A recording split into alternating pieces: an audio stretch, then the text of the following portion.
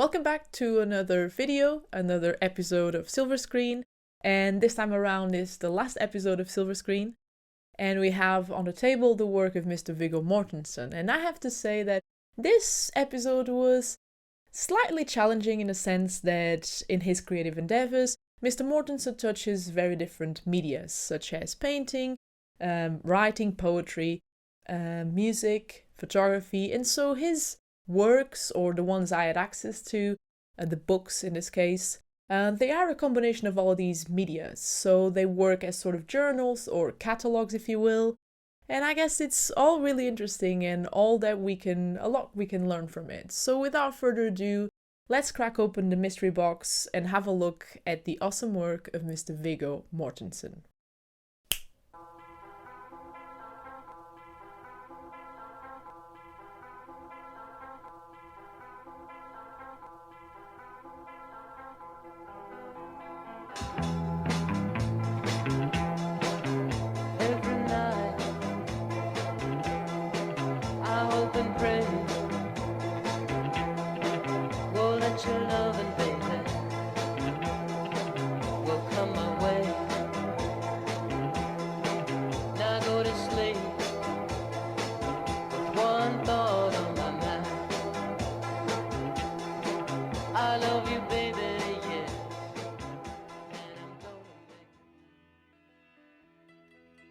Viggo Mortensen spent his childhood between New York City, where he was born in 1958, Argentina and Denmark.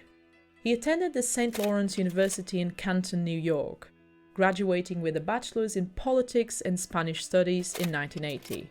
However, his acting career wouldn't kick off until the mid-1980s, when he returned to the US after living abroad and working many odd jobs. And upon returning to the US, he was casted in small roles in films like Witness or Fresh Horses. And during the 1990s, Mortensen appeared in supporting roles in popular or otherwise critically acclaimed movies such as Carlito's Way, released in 1993, The Portrait of a Lady in 1996, and the two remakes of Alfred Hitchcock's films A Perfect Murder and Psycho, both released in 1998. Although it would be through his major roles in titles like Lord of the Rings, A History of Violence, or Eastern Promises that Viggo Mortensen's acting talent would be recognized.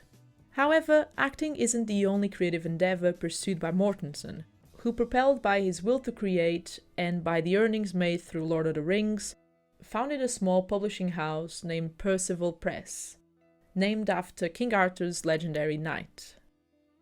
And through Percival, Mortensen has published projects that highlight his poetry, painting, photography, and music works, while also publishing dozens of other books and music featuring the work of other artists. And when it comes to photography, his books, generally speaking, don't fall into the lines and conventions of photo books, but rather journals which, combining photos with paintings and poetry, convey a mood or a feeling as to a time, a place, someone, or something the artist experienced. And I would say that the lessons we can take from Mr. Mortensen's work are not necessarily available to the naked eye, in the sense that, compositionally speaking, these photos are very fast-paced and simple. However, the underlying lesson here is to think about how photography can help express our inner selves, our struggles, and our feelings. And also, what happens when we defy the saying of an image is worth 1,000 words in order to kind of like put together images, with paintings, with words, with so much more. So I think these are two questions that we can answer and hopefully learn something with. Going through the two books I was able to acquire, Sign Language and Recent Forgeries, I was able to dive very deep into it. And I have to admit I was lost among many different thoughts on the value of small moments. The capturing of a moment and what does that mean in the greater spectrum of things. The importance of recording for the purpose of memory, or even to learn to identify the value of a given moment or place in time. And when it comes to this, Mortensen explained in an interview that a lot of times I don't take the picture, but the fact that I have it and I'm considering that I could take one means that I'm looking at things a little more closely than I would if I wasn't. And this is really interesting because I read these words and I thought, I carry my Yashica T4 all the time, and it doesn't necessarily have to be a Yashica T4. I carry a little camera all the time with me, and that doesn't necessarily make me be snapping all the time or make me more productive, but it does make me more aware of my surroundings and what is happening. And I think that the presence of a camera can work or not for, you, depending on your character, depending on what is your work and what you do, or how you like to work, your workflow in this case. And I think this is something really interesting to think about, the presence of a camera being a sort of tool to kind of like be more in a moment or be more present with reality and what is going around us. And I think that if it is for you, you could carry one. If it isn't, or if you find it overwhelming, then you should leave it. But take it or leave it, I think it's a good lesson, or at least a good thing we can take from Mr. Viggo Mortensen. And Mortensen carries a camera virtually everywhere, according to the information I read. He finds it an essential tool for his work as an actor because on several projects he documents his own personal journey right before filming begins. He traveled through Russia in preparation for his role as a driver connected to the Russian mafia in Eastern Promises, and traveled through New Zealand's wilderness in preparation for his role in The Lord of the Rings. For him, creation and creating something is related to understand your own self and your own memories. And he says, and I quote, "I think the impulse to express yourself has to do with wanting to record your feelings at that moment. I know my feelings may change, and what I painted or wrote or how I performed, I may look on that later and find it odd, but it's all like this story that keeps evolving and surprising me. And it's certainly a way to not get bored." And today, more than ever, I would like to urge you, to incentive you into looking down below this video. There will be a description with loads of links to Mr. Viggo Mortensen's work, to his small publishing press, and I would really like if you could please support them in any way that you can. I'm not asking this because I've been paid or because I've been sponsored in any way.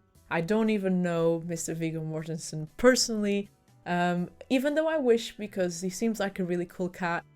But I think that if you're watching this video or this channel, you certainly have an interest in the arts, and I think it's part of our roles as artists, creatives, enthusiasts, someone who does it as an hobby, to kind of support other kindred spirits. And so if you can, I would really appreciate that.